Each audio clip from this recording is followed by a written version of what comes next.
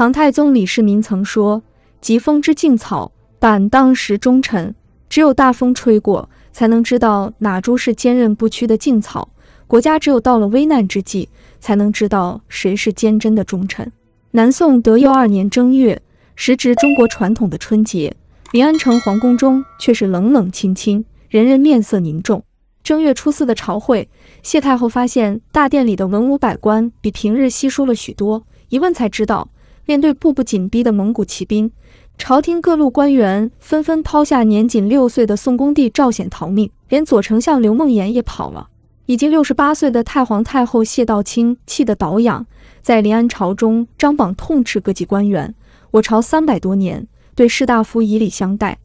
现在我与新君遭蒙多难，你们这些大小臣子不见一人出来救国，我没有什么对不起大家。你们内臣判官离去，地方首令舍印弃城，平日读圣贤书都读到狗肚子里去了，你们有什么脸活着？死后又怎么好意思见先帝？”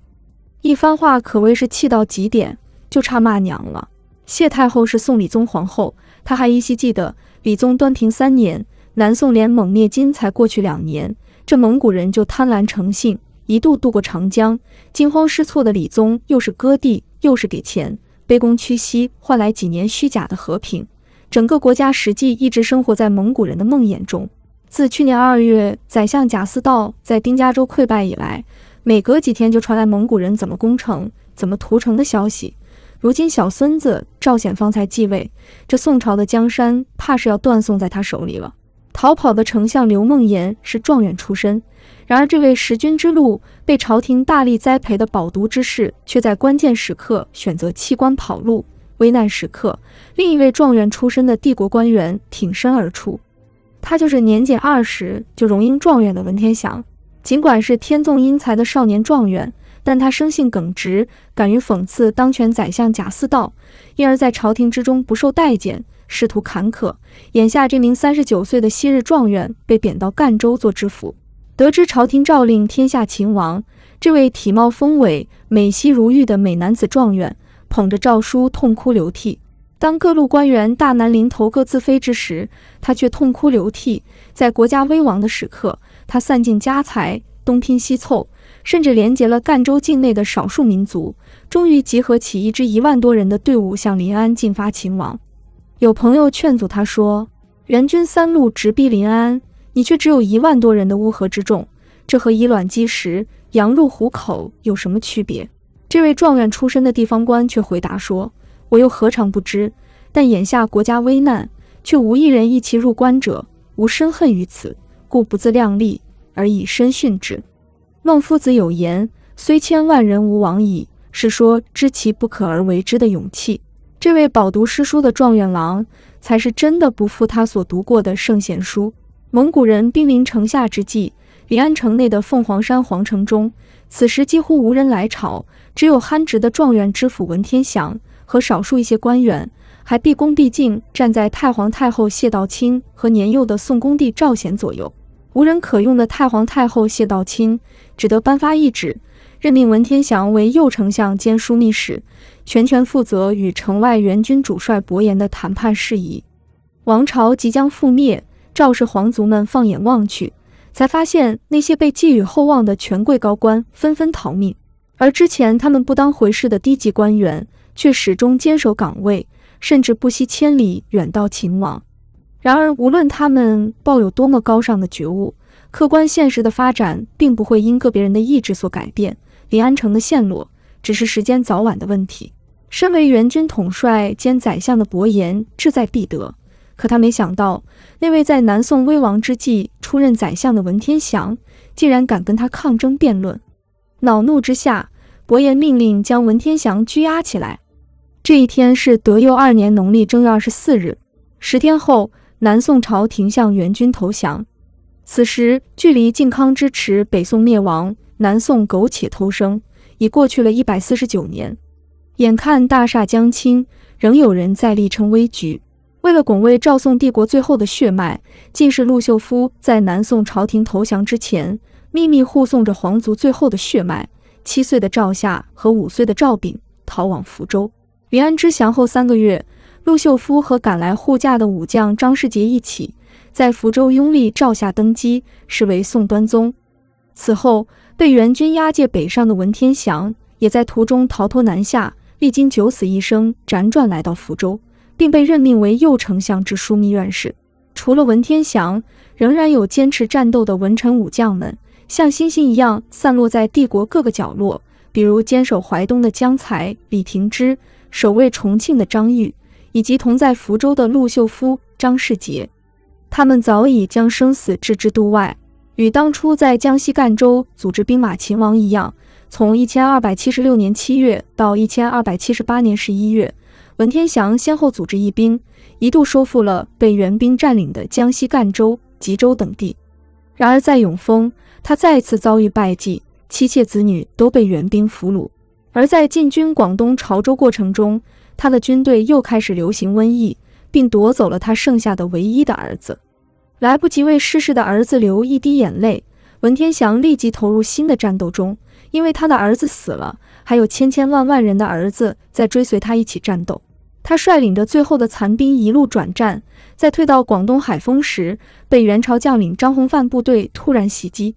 猝不及防的文天祥最终被捕。他仓促之中试图自杀，却没死成。曾经的南宋将领，如今投降后成为元将的张弘范要他跪拜，他坚持不拜。张弘范又要求他写信劝降陆秀夫和张世杰等人，文天祥却说：“我无法保卫自己的父母，又怎么可能教别人背叛自己的父母？”他宁死不降。在被元军押解前往追击宋军时，他写下了千古闻名的《过零丁洋》，最末两句便是家喻户晓的人生自古谁无死，留取丹心照汗青。而在广东崖山，决定所有人命运的最后一战到来了。崖山海战的前一年，年仅9岁的赵夏不幸病逝，年仅7岁的赵昺被拥立为帝，成为南宋最后的旗帜，继续从精神上领导抗战。1年后的1279年2月，陆秀夫和张世杰率领着残余的10多万南宋军民，与元兵展开最后的决战。敌我差距悬殊，宋军最终惨败。面对重重包围的元兵，不愿屈服投降的陆秀夫依然背着8岁的小皇帝赵昺投海自尽。得知陆秀夫带着小皇帝跳海自尽的消息后，张世杰仰天长啸，泪流满面，长叹天意，也跳入滚滚波涛之中，追随那个他誓死效忠的王朝而去。在整个崖山之战中，史书记载，南宋最后残存的10多万军民，或在战斗中壮烈牺牲，或不甘受辱投海自尽。至此，南宋彻底毁灭于崖山的怒海波涛之中，整整将近20万人为之殉国，成了中国2000年历史也未曾有过的最惨烈的亡国。南宋的亡国被明末思想家黄宗羲与王夫之评价为史上最特殊的一次亡国，与此前朝代经历过的灭亡都不一样。南宋灭亡不仅仅是一个王朝的覆灭，更是一次超越了一般性改朝换代的巨大历史性变故。用那个时代的话语来说，叫做亡天下；用今天的话语来说，可以称为文明的中断。因此也有人说，崖山之后无中国。为什么说的这么严重呢？对中华文明来说，元朝人的统治是一种巨大的倒退。本来宋朝已有天下为公的政治自觉，比如有人对宋高宗说：“天下者，中国之天下，祖宗之天下，群臣万姓三军之天下，非陛下之天下。天下非君主私有，而为天下人共有。”这是今天我们认为理所当然的常识，在当时却是了不得的见地。而来自草原的统治者依然保留了野蛮的奴隶社会的习俗，将他们所征服的土地、人口与财富都当成黄金家族的私产。天下所有财富属于黄金家族，所有人民则是黄金家族的奴仆。尽管元朝国祚不足100年，却足以影响几代人的观念。因而朱元璋虽然是汉人，并且推翻元朝，建立了大明王朝，制度依然沿用了元朝的制度。自元朝之后，君臣关系被主奴关系取代，臣民成了君主的奴隶。在主奴关系下，皇帝当然可以肆意对奴仆生杀予夺，所以才有朱元璋、朱棣为一个案子动辄诛杀上万人，让整个帝国都为之战栗。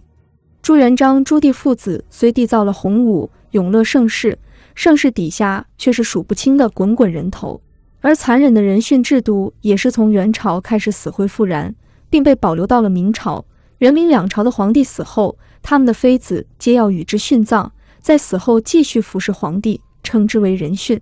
明朝的这个制度直到第6任皇帝朱祁镇时期才被废除。另一方面，原本唐宋已经实现商品经济的极大繁荣，如果继续按照这个轨迹发展，未尝不能在欧洲文明之前开启资本主义的进程。可惜历史不容如果。